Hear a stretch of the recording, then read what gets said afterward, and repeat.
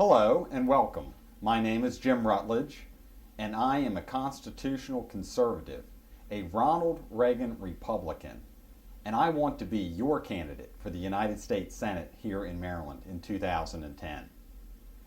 Thank you for joining me during this YouTube video series where I'm discussing a number of topics that really derive from the fundamental that made America great, that great Constitution, the document that is so precious to us that guarantees our individual liberties and freedoms. I'm sure you can recognize that when we talk about constitutional rights or civil rights, a number of things come to mind that have to do with individual freedoms and liberties. But there is a precious element in our Constitution that is under attack today. And that is very simply this, that economic freedom, capitalism, is a core part of the Constitution. We see an abiding respect for the institution of private property ownership right in that document. I'm just going to focus on one aspect of that today, which is found in the Fifth Amendment, which is the Fifth Amendment of the Bill of Rights. In the Fifth Amendment to the United States Constitution, the government is kept at bay. The wolf is kept away from the door of your home. The power of the mighty is kept in respect to your private property. And it very simply says this, that the government cannot take private property for public purposes unless fair and adequate compensation is paid to the private property owner. That doctrine is called eminent domain. Eminent domain is a rule of law that allows the government for only public purposes to seize private property from the citizens.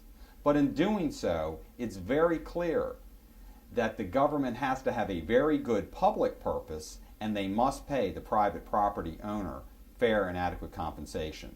Just recently, we had a Supreme Court ruling in a case called New London that started to unravel in many aspects the protection of the Fifth Amendment to our rights. That's why in Annapolis and in Washington, D.C., you and I, we the people, must elect representatives that will hold the line and not allow the government to abuse that process through tricks of legislation. I condemn any attempt of the government to take your right as a private property owner and diminish that right or reduce that right or take away the value of your property without paying just and adequate compensation for that. There are many good ideas, they call them, that our elected officials come up with on how they might use your land or your property. Some of those ideas we find in the form of zoning laws that oftentimes go way too far and deprive people of valuable property without any intention to compensate you, the citizen, for that taking. Recently, we have seen another aspect of capitalism attacked in Washington, D.C.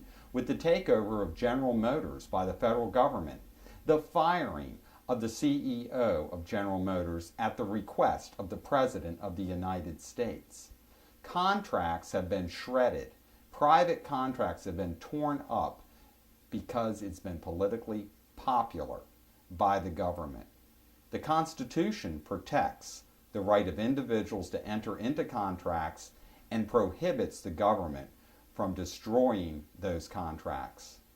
So that's my basic point for this segment, which is that private property ownership and free enterprise through contractual relations is what makes America great, but not only that, it is protected by the Constitution.